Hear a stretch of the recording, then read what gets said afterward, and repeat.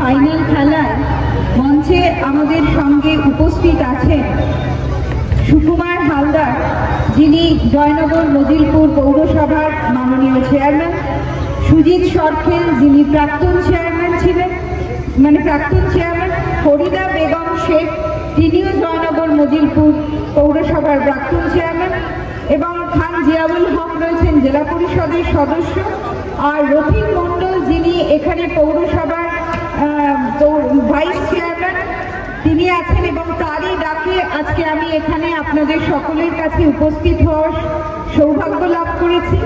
রাখি ভট্টাচার্য আছেন, যিনি কোন একটা ওয়ার্ডের কাউন্সিলর, কোন ওয়ার্ড 2 নম্বর ওয়ার্ডের কাউন্সিলর, আর বিজলী মণ্ডলও আছেন, তিনিও 12 নম্বর ওয়ার্ডের কাউন্সিলর, নবগোপাল গাঙ্গুলি, তিনিও 11 নম্বর ওয়ার্ডের কাউন্সিলর, প্রবীর রায় আছেন 5 নম্বর ওয়ার্ডের কাউন্সিলর, আচ্ছা সিরাজউদ্দিন শেখ, সিরাজদা আছেন আমাদের, সুনীলদা আছেন আমাদের, আনিসুর আলম মোল্লা রয়েছেন পঞ্চায়েত সমিতির প্রাক্তন সহ সভাপতি, মতিবুর রহমান লস্কর রয়েছেন, যিনি বহরু গ্রাম পঞ্চায়েতের প্রধান, কালীপদ সর্দার রয়েছেন বেলাদুর্গানগর থেকে এসেছেন আমাদের অঞ্চল সভাপতি, প্রবীর মণ্ডল আছেন, আর কে কেষ্ট আছে, আর কে অরুণ, এটা অরুণ আছেন, এই কেষ্টর কথা বলেছি।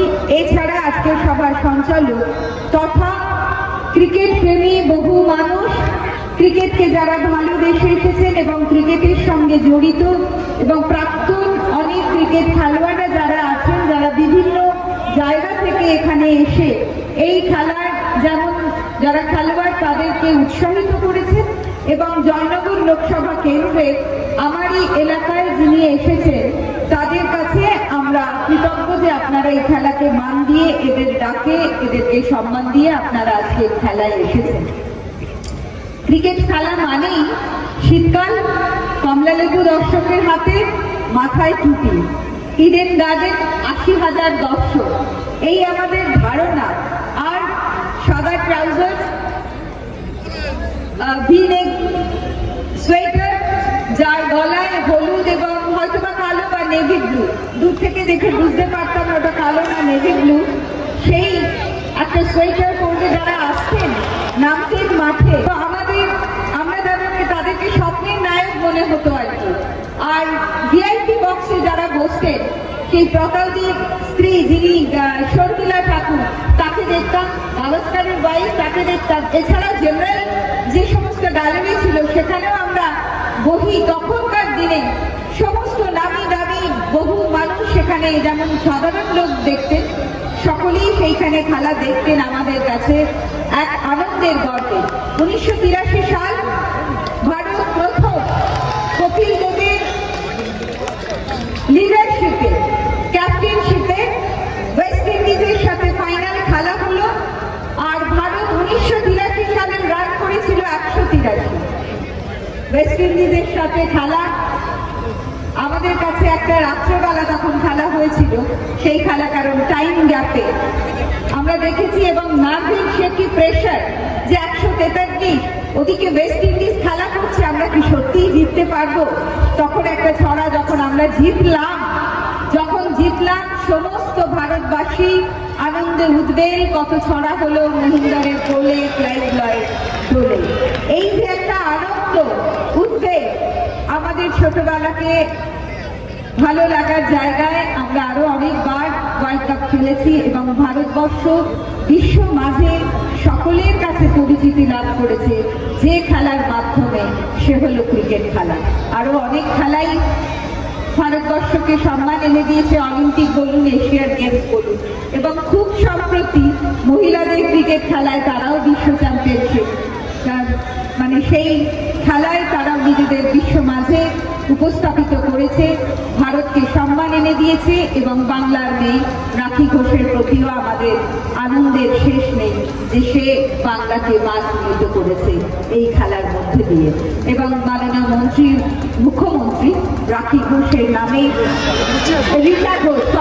রিচা ঘোষের নামে একটি স্টেডিয়াম করবার কথা বলেছেন, এবং আমরা সত্যি রিচা ঘোষের কাছে কাছে আমাদের ভালো লাগা শেষ নেই যে রিচা বাংলাকে এক লড়াইয়ের জায়গায় এনে দিয়েছিল সেদিন তার হাতে চোট পাওয়া সত্ত্বেও।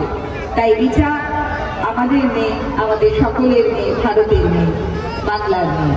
আমরা সকলেই সেই ক্রিকেট খেলায় আজকে যারা অনুপ্রাণিত করেছেন, এই খেলাকে যারা সাহায্য করেছেন জয়নগর মজিলপুর পৌরসভার মাঠে, তাদের সকলের কাছে কৃতজ্ঞ। আর এটা জানাই যে এই খেলার মাঠে যে ফেন্সিং, মাঠটার বাউন্ডারি ওয়ালটা একসময় আমি আমার এমপি ল্যাডের টাকা দিয়ে করে দিতে পেরেছিলাম।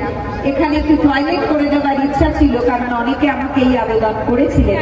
কারণ এই মাঠে বহু মানুষ আসেন, তারা বাচ্চাদেরকে স্কুলে দিয়ে এখানে বসেন, মায়েরা যেমন কেউ শীতকালে এখানে বসে সেলাই টেলাইও করেন, আর যারা দাদারা আছেন কেউ দাবা খেলেন, আরো অনেকে খেলাধুলো করেন। তারা বলেছিলেন এই পৌরসভার মাঠে যদি একটা টয়লেট করে দেওয়া যায়। যে কোনো কারণবশত সেটা আমি করতে পারিনি, তাই যারা আবেদন করেছিলেন তাদের কাছে আমার ইচ্ছা থাকলেও করতে না পারার জন্য আমি দুঃখিত। যারা এই খেলায় আমাকে বাদ দিয়ে সম্মান দিয়ে এনেছেন তাদের সকলের কাছে কৃতজ্ঞতা জানিয়ে, যে সমস্ত খেলোয়াড়রা বাইরে থেকে এসেছেন তারা আরো ভালো খেলা করুক, নিজেদেরকে আরো একটা জায়গায় উন্নীত করুক, যে এক সময় দেখবো তারা এই স্তরে না নিয়ে আরো উপরের স্তরে, তারও উপরের স্তরে খেলা করুক। কারণ খেলাধুলোর মধ্যে দিয়ে কিন্তু অনেকে চাকরি পাচ্ছে এবং নিজের পরিবারকে দাঁড় করানোর আপ্রাণ চেষ্টা করছে। সকলে ভালো থাকুন।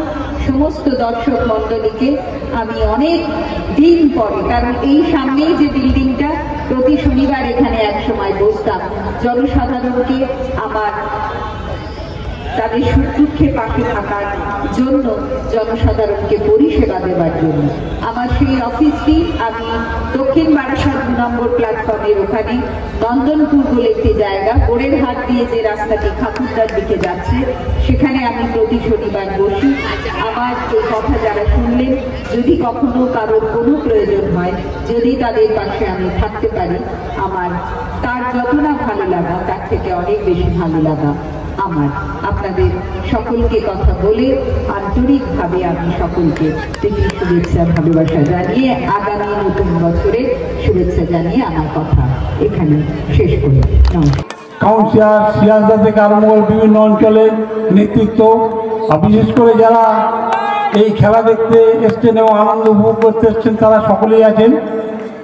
খেলা মোটামুটি খুবই ভালো হচ্ছে, এবং কারণ এরা খেলা সম্পর্কে খুব দূরদর্শী এবং এরা বাইরে বিভিন্ন জায়গায় খেলতে যায়। সুতরাং আপনারা সকলে খেলা দেখুন, আনন্দ উপভোগ করুন। এর মধ্যে দুটো টিমের মধ্যে একটা টিমে ফাইনাল হবে এবং একটা সেমিফাইনাল হবে, এবং তার মধ্যে বিভিন্ন পুরস্কার আছে। এটা পুরো দায়িত্ব নিয়ে আজারউদ্দিন, রতিন এবং 12 নম্বরের ছেলেরা দায়িত্ব নিয়ে এটা করছে। সুতরাং তাদের ধন্যবাদ জানাই। তারা বিগত বছরও যেন এরকম খেলা পরিদর্শন করতে পারে, এবং এরা আগের বছরও এরকম এই মাঠে খেলা করেছিল। যাক, এরা চালিয়ে যাক, এই কথা বলে, এবং জগনের ঐতিহ্য বজায় থাকে, এই কথা বলে আমি বক্তব্য শেষ করলাম। নমস্কার। অসংখ্য। 4 বলে 15 রান বাকি।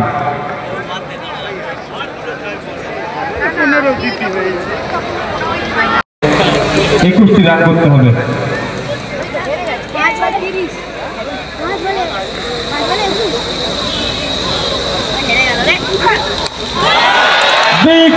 এবং বল সরাসরি গগনে, এবং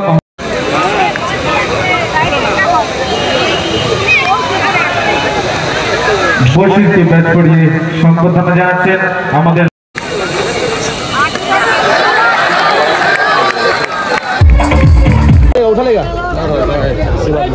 এই প্রার্থী দলের চেয়ারম্যান স্যার,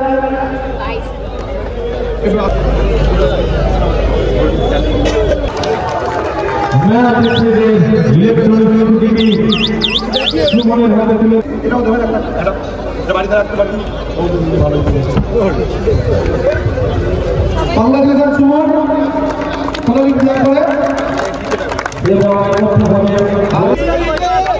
দর্শকের দিকে